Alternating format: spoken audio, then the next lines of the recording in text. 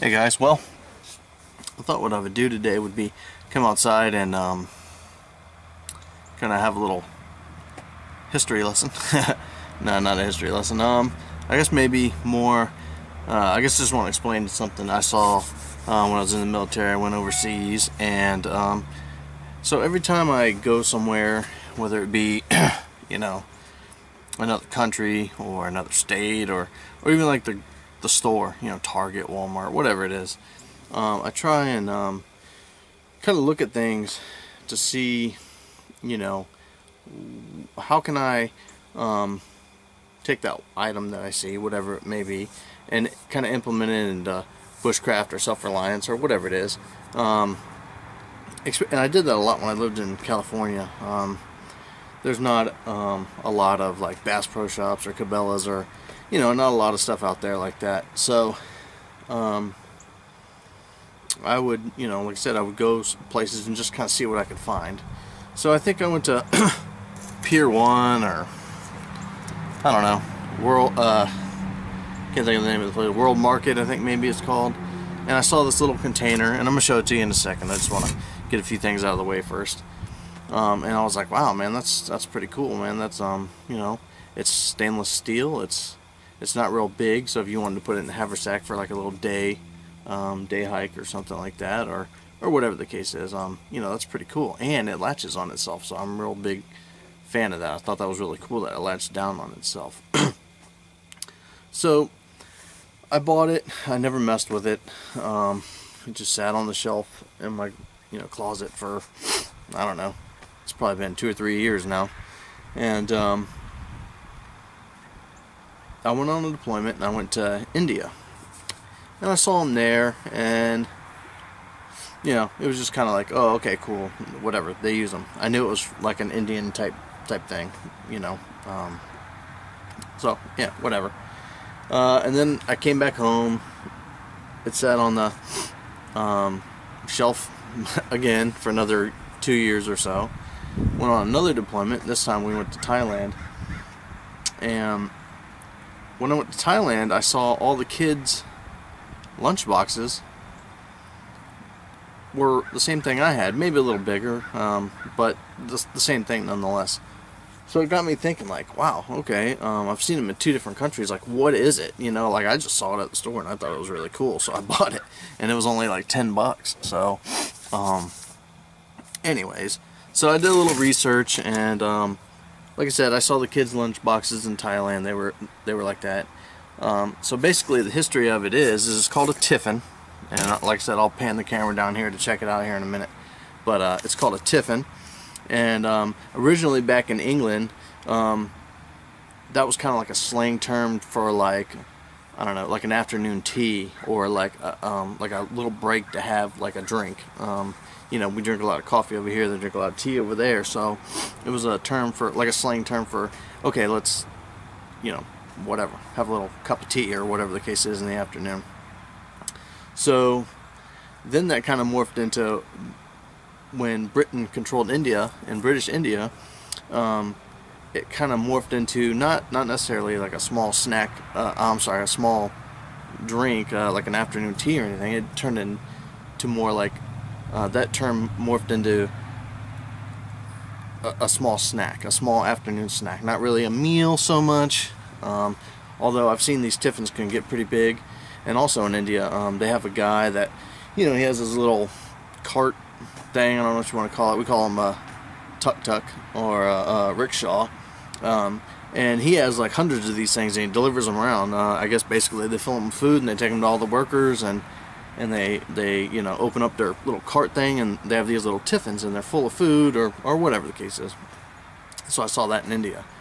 So like I said, that term kind of translated in British India into like an afternoon snack, something to eat. So that was kind of interesting. I like the history of things. I like learning kind of like the history of things. So I'm gonna get set up. I'm gonna set the camera up so you can see this thing. I don't want to hold it up in front of my face since I'm sitting here on the porch, but give me a minute. I'll do that, and then so I moved the camera, and I just got my notes here on what I wanted to talk about, so I wouldn't kind of flub that up. anyways, so the top is a little bit different because I was using this top just to cover like a metal can that I was charring some materials in. I was just charring some birch bark just to see what that would do. Anyways, so that's why it's a different color. So, like I said, it latches down on itself, and that's what kind of caught my eye. Well, that and that it was metal. So I like the fact that it latches down on itself.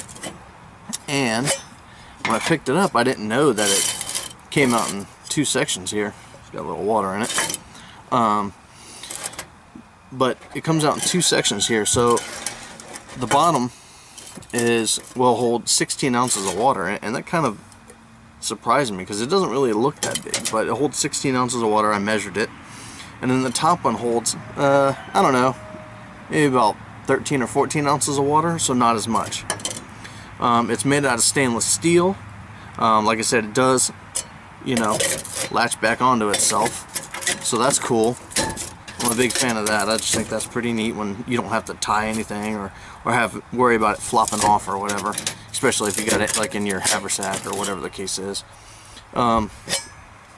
So there's that. I guess the lid does not fit on the bottom half, but whatever. Like I said, I just try and see things from a different view and maybe, you know, try and you know, figure out if I can implement it somehow into some sort of a kit. So as you can see, I've never had this part in the fire yet. I've had this part in the fire, and that's fine, whatever. But the only thing I don't like, and I just kind of found this out, is if you put water in this half and put this in here and this and then latch it back down, it's not watertight. Then I was like, well, is this watertight? So I put this on this, put it upside down, not watertight. But I would say, since I live here in South Carolina, there's, let me see, probably like 6 to 10 creeks within a couple miles of my house. So, you know, if I'm out hiking around, I'm probably going to find water somewhere. Not to mention all the lakes and other things around here. So I'm not real worried about that. I'm not real worried about having to carry water in this or whatever. If I need to, I can put, you know, 14, 15 ounces in this, dump it in there, or vice versa, whatever, if I wanted to boil it. I'm not too worried about that.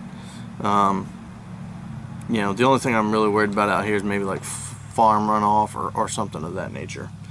You know, I guess there's animals and all that stuff, but hey, if I'm dying of thirst, I'm not going to lay on the ground and die. I'm going to drink the water. So, whatever. That's another topic. Sorry, I didn't mean to get off on that, but anyways. So, but what I do like about it is, even though it's not waterproof when it's all latched together or whatever, is that I could put water in here or whatever, and I can make like a soup or something in here, you know. 16 ounces of soup, I don't know. It's a decent little meal, you know. It ain't like going to McDonald's getting a supersize, but, you know, if you had whatever, some little soup going on in there, broth or whatever the case is, you'd be alright. You know, you can make rice or whatever in there, which is fine. So, like I said, I just wanted to kind of share with everybody kind of like some of the things I've seen when I was overseas. And I know, you know, some people have been overseas, but some people have never been overseas. And like I said, I just try to implement as many things that I see that I think are cool or whatever, or could be implemented into like a kit if I wanted, you know, if I wanted to, like, you know, a perfect example, like I posed the question on Pathfinder Learning Center one time, like, what's the, you know, weirdest piece of gear you've ever had, or like, not weirdest piece of gear you've ever had, but a piece of gear you got from somewhere that you never thought you would get a piece of gear for bushcraft, you know. And you know, my post was J. Crew pants, and I just think that's kind of funny because everybody thinks that's, you know, real preppy or yuppie or whatever, but I tell you what, they took a beating, and they were good quality pants, and I still got them, and it's been like at least 6 or 7 years I've had those pants. You know, there might be little holes and stuff in them, but they're still good. So, anyways, enough rambling. Like I said, I just wanted to show you guys this. It's called a Tiffin, and it's not very big. Let me see, just for you know, size. This is a little beeswax candle I made, and this is like one of those like little, I don't know, garden pail things you get from, like, you know, the dollar section at Target. Again, I always look for things that can help me, so I got this from the dollar section at Target, and just for size comparison, it's not too big at all. I would say maybe 3 or 4 inches, I don't know, maybe about 4 inches tall and about 4 inches in diameter. So like I said, 14 inches on, I'm sorry, 14 ounces on top, 16 ounces on bottom. It latches. Anyways, you got any questions or comments or tips, tricks, whatever, I'm always open for learning. Thanks for watching. I appreciate any subscriptions or shares or comments or anything. Thanks, guys.